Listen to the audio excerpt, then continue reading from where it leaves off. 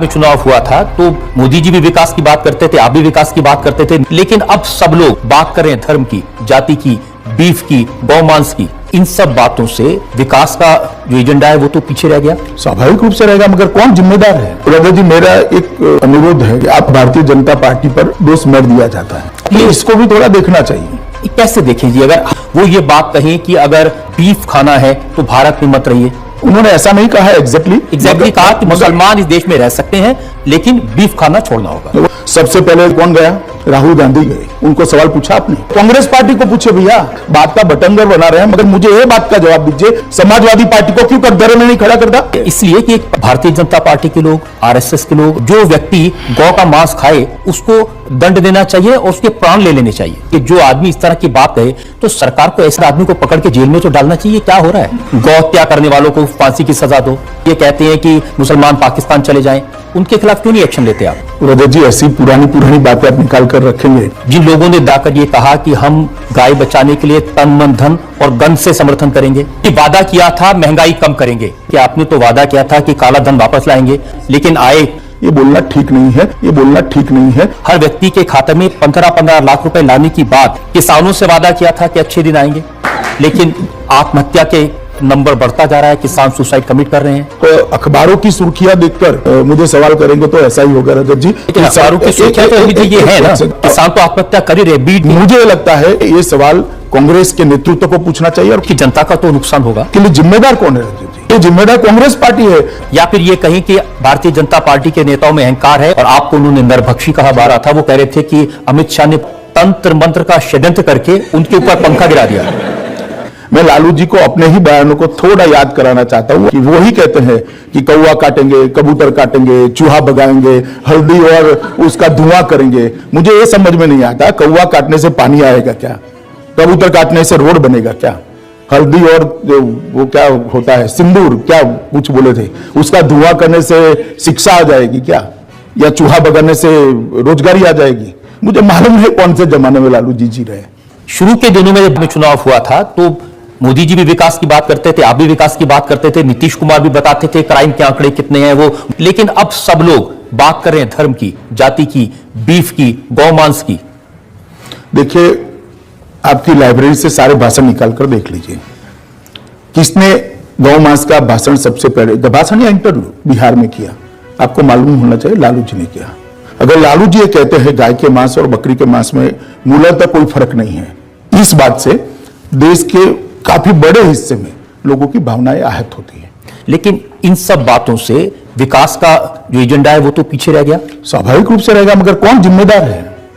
मैं आपके माध्यम से की जनता को पूछना चाहता हूं, किसने वहां पर एक बात की शुरुआत करी? और आप एक बार एक बांध को तोड़ देते हो, बाद में पानी कहां तक जाएगा उसका कोई कैलकुलेशन रहता है क्या? जनता को आप मूर्ख समझना बंद कर दीजिए। आज वही फंसे पड़े। ये तो उन्होंने बांध को तोड़ते वक्त तय करना था कि क्या होगा। लेकिन अमित जी, कैसी भाषा का इस्तेमाल हो रहा है? आप लालू जी को शैतान कहें। मैंने नहीं कहा सर, मैंने कभी नहीं कहा रजत जी, वो तो दिखाइए जरा आप। और वो बार बार कह रहे हैं कि आपने मुझे शैतान कहा तो मैं आपको ब्रह्म पिशाच कहूंगा। लालू जी से कोई और अपेक्षा नहीं है। और आपको उन्होंने नरभक्षी कहा बार बार। अच्छा बात नहीं। चलिए, वो कुछ भी कहते रहे, मैं शुद्ध शाकाहारी व्यक्ति हूं। ये झूठ है, झूठ है, झूठ है। रघु जी, मेरा एक आपको भी अनुरोध है कि आप इसका भारतीय जनता पार्टी पर दोष मत दिया जाता है, अब ये इसको भी थोड़ा देखना चाहिए। कैसे देखें जी, अगर मुख्यमंत्री जिम्मेदार व्यक्ति हैं, वो ये बात कहें कि अगर बीफ खाना है तो भारत में मत रहिए। उन्होंने ऐसा नहीं कहा है एग्जैक्टली कहा कि मुसलमान इस देश में रह सकते हैं लेकिन बीफ खाना छोड़ना होगा। वो ठीक है, ऐसा उन्होंने नहीं बोलना चाहिए। उन्होंने खुद खेद व्यक्त किया है और पार्टी ने भी कहा है कि खट्टर जी के बयान के साथ पार्टी इत्तेफाक नहीं रखती, वो उनका व्यक्तिगत बयान है, उन्होंने बयान नहीं देना चाहिए, उसमें दो राय नहीं है। सबसे पहले कौन गया? राहुल गांधी गए, उनको सवाल पूछा आपने? वो तो बोलते ही नहीं है। मगर वो नहीं बोलते हैं तो कांग्रेस पार्टी को पूछे, भैया ये ठीक है, उनके मुंह से शब्द निकल गया, उसको पकड़कर बात का बटंगर बना रहे हैं, मगर मुझे ये बात का जवाब दीजिए, इवन आपका चैनल भी समाजवादी पार्टी को क्यों कटघरे में नहीं खड़ा करता? करना चाहिए या नहीं करना चाहिए? काफी लोग तो ऐसे हैं जो मोदी क्यों चुने न जाए इसका एक पत्र पारित किए थे लोकसभा के चुनाव में, अब चुनकर आ गए। तो हम क्या करें, जनता ने चुना है भाई। इसलिए कि एक परसेप्शन ये बना है कि भारतीय जनता पार्टी के लोग, आरएसएस के लोग, जो व्यक्ति गौ का मांस खाए उसको दंड देना चाहिए और उसके प्राण ले लेने चाहिए। इस सज्जन को क्या तकलीफ है भाई, क्या तकलीफ है इनको? मैं दो हिस्सों में, आपका सवाल है, दोनों हिस्सों का जवाब देता हूं। नहीं, लेकिन आप क्या ऐसी बातों को प्रूव करेंगे जो आदमी इस तरह की बात कहे, क्योंकि वेदों में भी मैंने चेक किया इस तरह की बात नहीं कही गई, तो सरकार को ऐसे एक आध आदमी को पकड़ के जेल में तो डालना चाहिए। क्या हो रहा है? गौ हत्या करने वालों को फांसी की सजा दो। जो गिरिराज सिंह ये कहते हैं कि मुसलमान पाकिस्तान चले जाएं, उनके खिलाफ क्यों नहीं एक्शन लेते आप?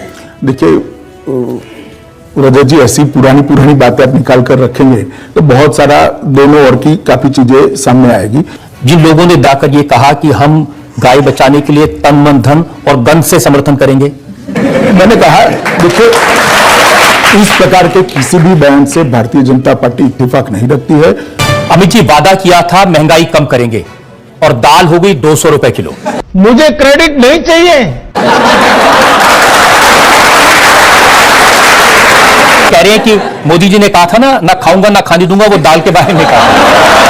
रजत जी, महंगाई के आंकड़े हमारे बहुत नीचे चले गए हैं।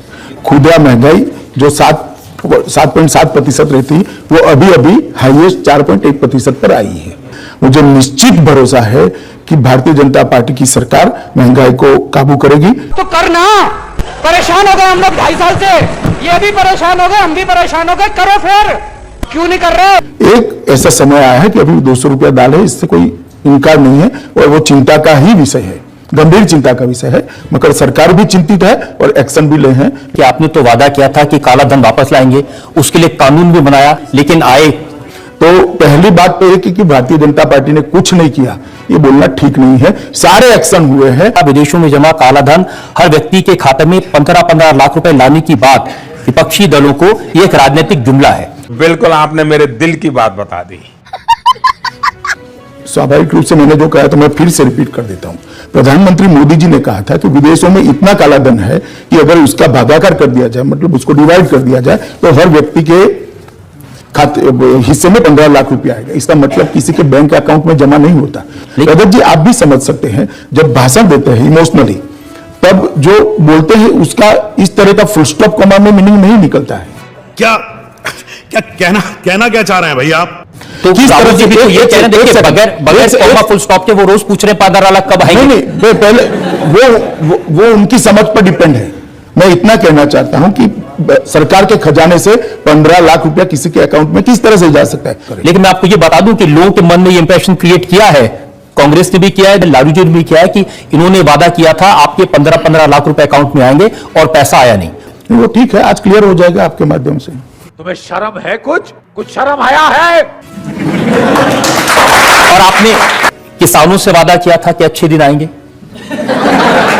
लेकिन आत्महत्या के नंबर बढ़ता जा रहा है, किसान सुसाइड कमिट कर रहे हैं।